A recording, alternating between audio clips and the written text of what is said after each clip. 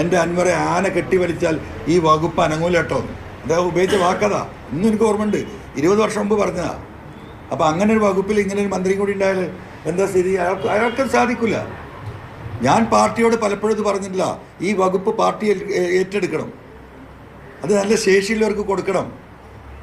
ഇത് ഈ പറയുന്ന ഘടകകക്ഷികൾക്ക് കൊടുക്കേണ്ടതല്ല. ഈ പറയുന്ന 10, 80, 90 ലക്ഷം ആളുകളെ ബാധിക്കുന്ന വിഷയമാണ്. അത് പാർട്ടി ഏറ്റെടുക്കണം, മറ്റ് വകുപ്പുകൾ കൊടുക്കണം, ഇത് കൈകാര്യം ചെയ്യണം.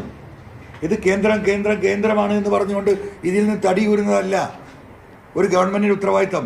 ആ ഉത്തരവാദിത്തം ഗവൺമെൻറ് നിർവഹിക്കാനുള്ള നടപടികൾ സ്വീകരിക്കണമെന്ന് ഞാൻ പറഞ്ഞിട്ടുണ്ട്.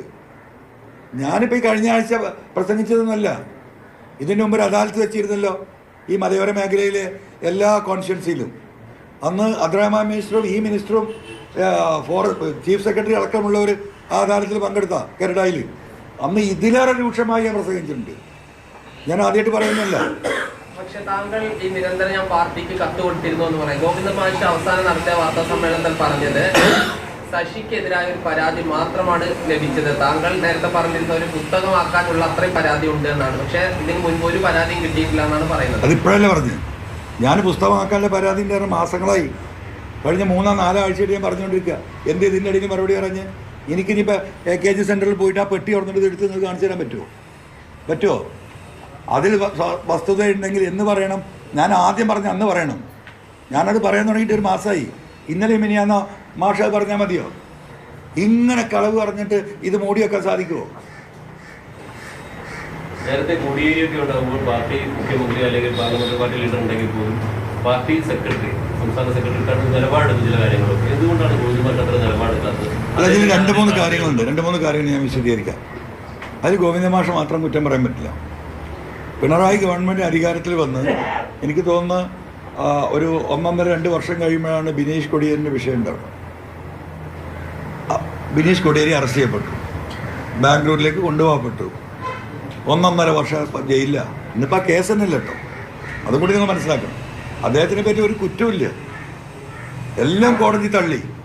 അങ്ങനെ 1.5 വർഷക്കാലത്തോളം അദ്ദേഹം ജയിലിലായപ്പോൾ എന്തായി? കൊടിയേരി സഖാവിനെ സംബന്ധിച്ച് അദ്ദേഹത്തിന് ഭയങ്കര മാനസിക സംഘർഷം ഉണ്ടാവും, സ്വാഭാവികമാണ്. എൻ്റെ മകൻ ഇപ്പോൾ അതുപോലെ, ഞാനൊരു പൊതുരംഗത്ത് നിൽക്കുമ്പോൾ എൻ്റെ മകൻ അതുപോലത്തെ ഒരു കേസിൽപ്പെട്ടാൽ എനിക്ക് മാനസിക സംഘർഷം ഉണ്ടാവും. അങ്ങനെ ഒരു ഘട്ടത്തിൽ അദ്ദേഹം ഒഴിഞ്ഞു. ആ ഒഴിയുന്നത് വരെയുള്ള കാലഘട്ടം സത്യത്തിൽ അദ്ദേഹം ഭയങ്കര ഡെസ്പായിരുന്നു. പ്രത്യേകിച്ചൊരു കാര്യത്തിലും ഇടപെടാത്തൊരു മാനസികാവസ്ഥയിൽ അദ്ദേഹത്തിനുണ്ടായിരുന്നു. അത് കഴിഞ്ഞ് അപ്പോഴേക്ക് അദ്ദേഹത്തിന് അസുഖം വന്നു. അത് കുറേ കാലം നീണ്ടു നിന്നു. അപ്പോൾ കുറച്ച് കാലം സെക്രട്ടറിഷിപ്പിൽ നിന്ന് അദ്ദേഹം മാറി നിൽക്കേണ്ടി വന്നു. എന്ന് പറഞ്ഞാൽ പാർട്ടിയുടെ ഡയറക്റ്റുള്ള ഇടപെടൽ ഈ ഗവൺമെൻറ്റിലെ പ്രവർത്തനത്തിന് നിലച്ചിട്ട് ഈ 3 കൊല്ലമൊന്നുമല്ല. കൊടിയേരി സഖാവ് മരിക്കുന്നതിൻ്റെ ഒരു 2-2.5 വർഷം മുമ്പ് തൊട്ട് എന്ന് പറഞ്ഞാൽ കഴിഞ്ഞൊരു 6 വർഷം ഏകദേശം പാർട്ടി സെക്രട്ടറിമാരുടെ ഇടപെടൽ ഈ ഗവൺമെൻറ്റിൽ, പാർട്ടി സെക്രട്ടേറിയറ്റിൻ്റെ ഇടപെടൽ ഈ ഗവൺമെൻറ്റിൽ ഉണ്ടായിട്ടില്ല. എല്ലാം നിയന്ത്രിച്ചത് CM തന്നെയാണ്. പാർട്ടിയും CM ഒന്നായ ഒരവസ്ഥാവിശേഷം വരുന്നത് അന്ന് തൊട്ടിട്ടാണ്. ബിനീഷിൻ്റെ അറസ്റ്റോട് തൊട്ടിട്ടാണ്. പിന്നെ അദ്ദേഹത്തിന് സുഖമില്ലാതാവുന്നു. അങ്ങനെ പരുവപ്പെട്ട ഒരവസ്ഥയിൽ പാർട്ടിയുടെ ഇടപെടലുകൾ പറ്റ ഒഴിവായ ഒരവസ്ഥയിലാണ് ഗോവിന്ദമാഷ് സെക്രട്ടേറിയറ്റ് വരുന്നത്. സ്വാഭാവികമായിട്ടും ഗോവിന്ദമാഷെ പോലെയുള്ള ആ ഒരു മിഡിൽ ലീഡേഴ്സിനിടയിൽ നിന്ന് അദ്ദേഹം വരുന്നത്. അദ്ദേഹത്തിൻ്റെ അതേ നിലവാരമുള്ള സെക്രട്ടറിമാരാകാവുന്ന പലരും ഉണ്ടെന്ന് നിങ്ങൾക്കും നമുക്കും പാർട്ടിക്കാർക്കൊക്കെ അറിയാം.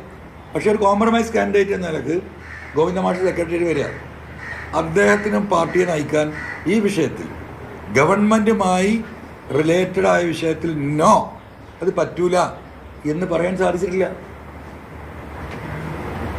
നമ്മളെ എന്താ പറയുക, അസംബ്ലിയിൽ വന്ന പല ബില്ലുകളും അതിന് തെളിവാണ്. അതൊക്കെ എടുത്ത് പറയപ്പോൾ നമ്മൾ ഒരുപാട് വിശദീകരിക്കേണ്ടി വരും.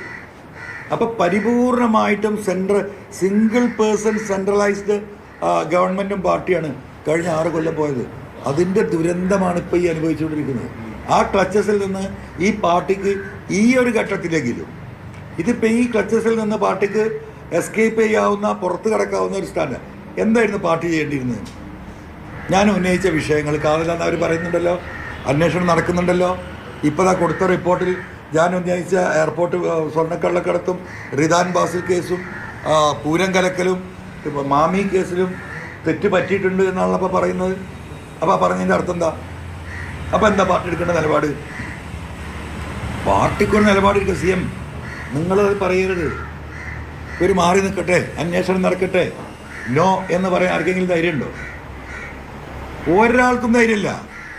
അപ്പം ഈ പറയുന്ന ഗോവിന്ദ മാഷക്ക് മാത്രമല്ല, പാർട്ടി സെക്രട്ടേറിയറ്റിനും പാർട്ടി സ്റ്റേറ്റ് കമ്മിറ്റിക്കും ഈ പാർട്ടിയുടെ അടിത്തറ തകരുന്നതിന് അവർക്ക് ഉത്തരവാദിത്തമുണ്ട്.